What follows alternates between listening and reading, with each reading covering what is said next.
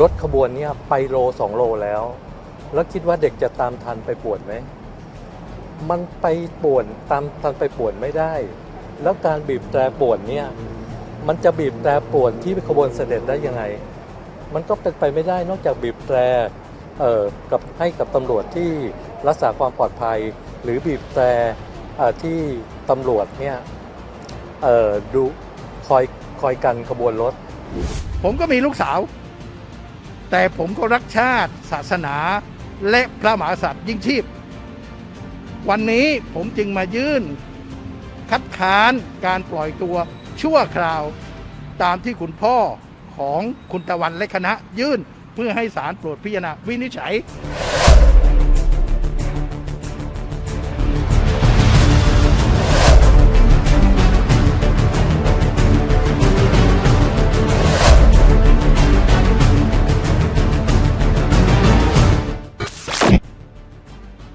เดินทางมาที่ศาลอาญารัชดาตั้งแต่ช่วงเช้าเลยค่ะสำหรับนายสนธิยาสวัสดีเพื่อขอคัดค้านการประกันตัวนางสาวทานตะวันตัวตุลานนท์หรือตะวันทะลุวังตามบทบัญญัติรัฐธรรมนูญพ.ศ.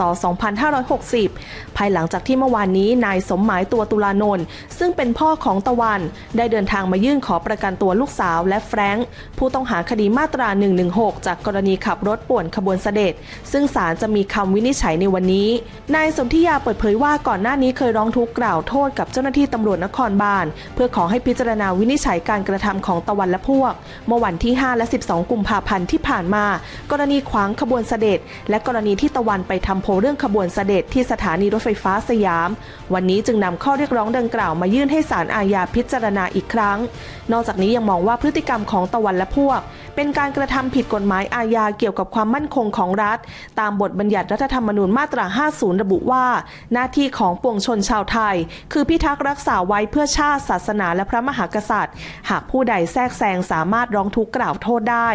ส่วนกรณีที่พ่อของตะวันเดินทางมาขอให้ปล่อยตัวชั่วคราวนั้นตนเองมองว่าคนเป็นพ่อย่อมรักลูกแต่บ้านเมืองมีกฎหมายตนเองก็มีลูกสาวแต่ก็สอนให้ลูกรักชาติศาสตร์กษัตริย์เคารพกฎหมายที่สำคัญตะวันและพวกไม่ได้ทำผิดครั้งแรกแต่เคยทำผิดมาแล้วไม่ต่ำกว่า 7-8 ครั้งท่านเป็นพ่อย่อมรักลูกแต่ในขณะเดียวกันบ้านเมืองเรามีกฎหมายมีกระบวนการที่กำหนดไว้อย่างชัดเจนกรณีการกระทำของตะวันและคณะนั้นเป็นการกระทำที่เสี่ยงต่อความมั่นคงของรัฐโดยเฉพาะชาติศาสนาและพระมหากษัตริย์ที่ผมกล่าวเรียนโดยเบื้องต้นและผมได้ยื่นให้ตำรวจตรวจสอบไปแล้วนั้นผมจึงไม่เห็นด้วยผมก็มีลูกสาว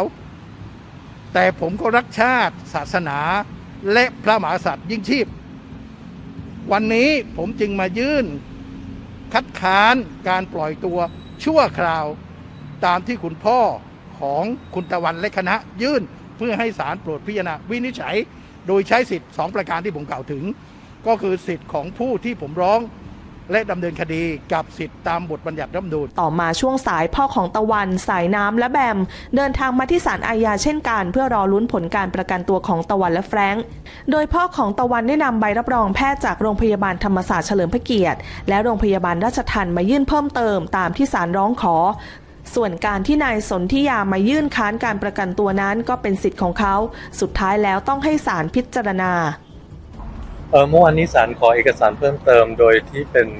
ใบรับรองของทานตะวันแล้วก็ใบรับรองการแพทย์ของแฟรงค์โดยที่ของแฟรงค์เนี่ยจะเป็นของโรงพยาบาลราชทัณฑ์แล้วของตะวันเนี่ยเป็นของโรงพยาบาลธรรมศาสตร์เฉลิมพระเกียรติ